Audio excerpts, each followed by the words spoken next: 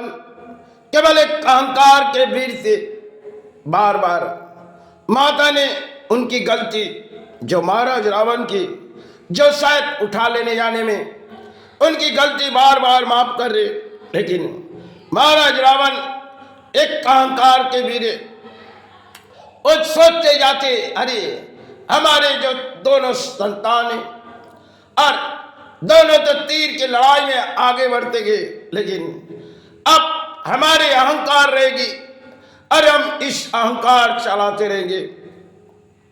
बारी वो शायद भगवान जिन्होंने राम आए थे उसे जब वनवासी के तब राम सहते गए और महाराज रावण अहंकार लगाते रहे, क्योंकि बारी उनकी एक अहंकार जिसे राम को भी देखनी होगी। और राम इस धरती पर जब आए भगवान पानी साफ से, महाराज रावण किसी पानी साफ से लड़ाई, अब लड़ाई किसी मतलब युद्ध के कारण होगी, क्योंकि भले जब माता को उठा ले गए, राम कई आंसू गिरा दिए और उनकी गुरु सब कुछ जान गई, क्योंकि राम वनवास चले गए और माता तो वहां चले गई रावण के महलों के बाहर। और जब देवी सीता माँ ने बार बार रावण को समझाई, रावण हर बात उनकी ठोकर मार दिए।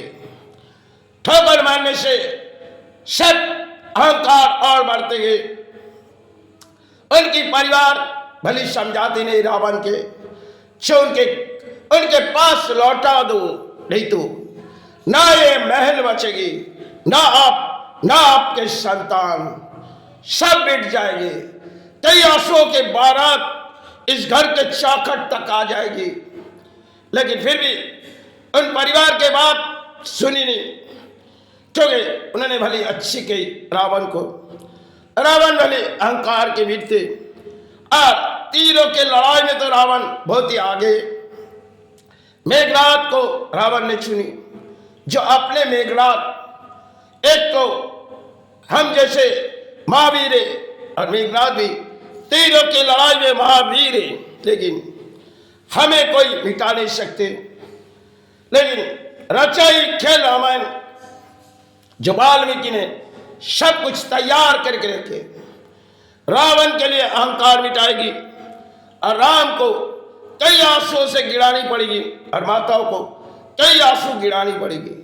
रावण जितनी अहंकार दिखा रहे, एक के बाद एक संतान खोए जा रहे, लेकिन जब खोए जा रहे रावण और अहंकार के वीर हो रहे, हम अपने भाई जो है कुंभकर्ण इसे जगाएगी तो पूरी खेल खत्म कर देंगे, लेकिन फिर भी उसे जगाएंगे। लेकिन जगाने के बाद कुंभकर्ण उनके पास गए कि भैया माता को छोड़ दो, आपने अगर पहले जगाते तो शायद इस खेल में हम आपको इस दरवाजे पर माता को ले आने में हम कामयाब नहीं होने देते। लेकिन फिर भी रावण को समझाने से भाई को ठोकर मारी, एक भाई को तो ठोकर मारी विभीषण को, फिर कुंभकर्ण को जगाए गए, क्योंकि एक के बाद एक हार जा रही और एक के बाद एक रावण के घर में सब खून की बारात आ रही। लेकिन फिर भी रावण अहंकार में पले जा रहे, लेकिन उनकी पत्नी बार बार रावण को समझा रहे, रावण भले तुम राजा हो लेकिन हम तुम्हारी पत्नी हैं, तुम जिस अहंकार के लड़ाई करते जा रहे हो, ये तीरों की लड़ाई में कोई आ चुके और तीरों के लड़ाई में जब हमारे मन कह रही तुम पीछे चले जाओगे, तुम्हारी अहंकार सब कुछ बिटे जाएगी। तुमने तो एक संतान को खो दिए, अब बारी मेघनाद की लड़ाई है, लेकिन अब तुम उसे खो मत, लेकिन मेघनाद को खोए मत जाओ, क्योंकि तुम्हारी ये अहंकार मेघनाद भी मिटे जाएगी। तो मेघनाद अपने पिता के अहंकार के लड़ाई में जा शामिल होगी, क्योंकि वो माता की भी बात नहीं सुनेगी और उसे किसी अहंकार के संतान है, भले मेघनाद जो उन पिता के संतान है तो खून तो एक ही है, लेकिन उनके शरीर में जो खून है रावण के, तो रावण अहंकार के वीर है और मेघनाथ भी अहंकार के वीर, लेकिन मेघनाथ बहुत ही आगे बढ़ते चले जा रहे और भगवान राम एक खेल रचा रहे। क्योंकि पहले जब भगवान राम ने कही कि लक्ष्मण जब उनकी भैया ने ब्रह्मास्त्र चलाना चाहिए तब भगवान राम ने रोक दिए, लक्ष्मण ये नीति विरुद्ध है। फिर भगवान राम को रोनी पड़ी, कई आंसू गिरने लगे, क्योंकि धरती में मेघनाथ ने लक्ष्मण को सुलाए गए और राम कुछ सारे ढूंढे, लेकिन वाल्मीकि बड़ी गुरु है जिन्होंने खेल रचाए तो सब कुछ देख रही। वाल्मीकि जो गुरु और वो तो रचाई खेल खेली, लेकिन फिर भी राम के लिए उस वनवास से वाल्मीकि पहुंची गई। जराम आप जो तुम रह जा रहे, तुम रावण के घर में चले जाओ और वहां से जड़ी बूटी उठा लाओ, तुम्हारे साथियों को भेजो और उस 7 समंदर से उस जड़ी बूटी लाओ, तुम्हारे भैया की प्राण बच जाएगी। फिर नई लड़ाई तुम्हारे मेघनाथ को मिटाने की तुम्हारे भाई की ताकत होगी। तो शायद गुरु की बात राम सुनते जा रहे, कई आंसू जब राम के गिरते गए, साथियों ने देखी नहीं की, उन्होंने अयोध्या वनवास से लेके रावण के महलों तक चले गए और रावण के महलों से जब जड़ी बूटी डाले तब रावण का पता भी नहीं या लक्ष्मण बच चुके। और उसके बाद बड़ी राम ने एक आंसू की खेल खेलने के बाद लक्ष्मण इन मेघनाथ तीनों के लड़ाई में तुमसे बहुत आगे बढ़ते जा रहे, अब उसे मिटाओ राम।